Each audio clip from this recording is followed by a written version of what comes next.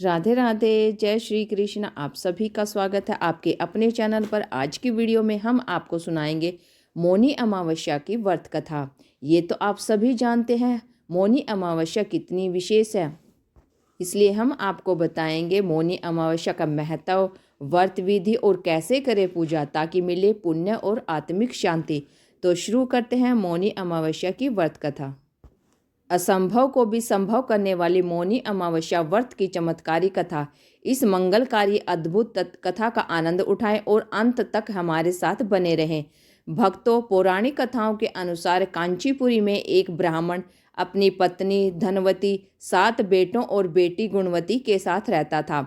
उस ब्राह्मण का नाम देवस्वामी था। देवस्वामी के 7 बेटों का विवाह हो गया, लेकिन बेटी गुणवती अभी भी कुंवारी थी। इसलिए देवस्वामी ने अपने बड़े बेटे को गुणवती के लिए सुयोग्य वर ढूंढने का कार्य सौंपा।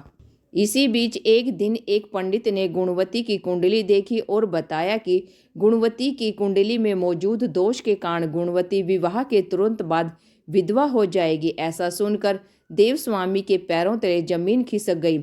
घबराते हुए उसने पंडित जी से इस घोर संकट से बचने का उपाय पूछा। तब पंडित जी ने कहा कि सिंहल द्वीप में सोमा नाम की एक धोबिन रहती है। वह विष्णु जी की परम भक्त है। उसे यहाँ ले आओ। उसकी पूजा में इतनी शक्ति है कि वह गुणवती को विधवा होने से बचा सकती है।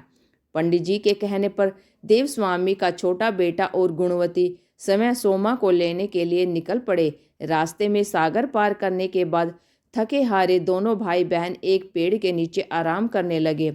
उस पेड़ पर एक गीद का घोंसला भी था। उस घोंसले में गीद के बच्चे थे जो गुणवती और उसके भाई की बातों को सुन रहे थे। जब गीद ने अपने बच्चों को खाना खिलाने की कोशिश की तो वह बच्चे खाना खाने से मना करते हुए बोले कि पहले इन इंसानों की मदद कीजिए, तभी हम खाना खाएंगे।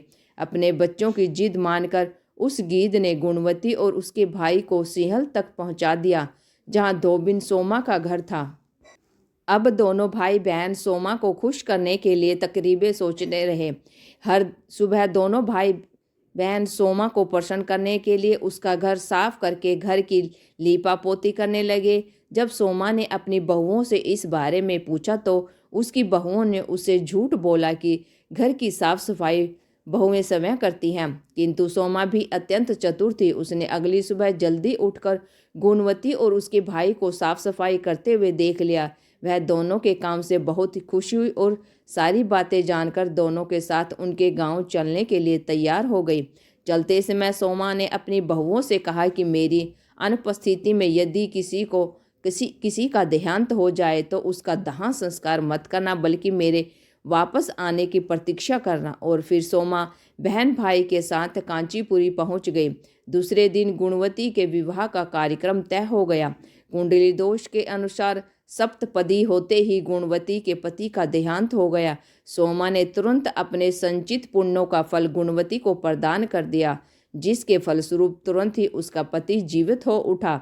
सोमा उन्हें आशीर्वाद देकर अपने घर चली आई। उधर गुणवती को पुण्य फल देने से सोमा के पुत्र, जमाई तथा पति की मृत्यु हो गई। उस दिन मौनी अमावस्या का दिन था। सोमा ने पुण्य फल संचित करने के लिए अश्वत्थ अर्थात पीपल के वृक्ष की छाया में विष्णु जी का पूजन करके 108 परिक्रमा की। अत्यंत उसके परिवार के मृतक जन जीवित हो उठे और इस प्रकार सोमा को उसकी निस्वार्थ भक्ति का फल महाफल प्राप्त हुआ। इस प्रकार मौनी अमावस्या के दिन किसी पवित्र नदी में स्नान कर विधिवत भगवान विष्णु की पूजा अर्चना करने व पीपल के पेड़ की परिक्रमा करने से मनवांछित फल की प्राप्ति होती है तथा परिवार के सदस्यों पर भगवान का आशीर्वाद सदा बना रहता है। निष्काम भाव एवं भक्ति से सेवा का फल मधुर होता है। इस व्रत का यही लक्ष्य है।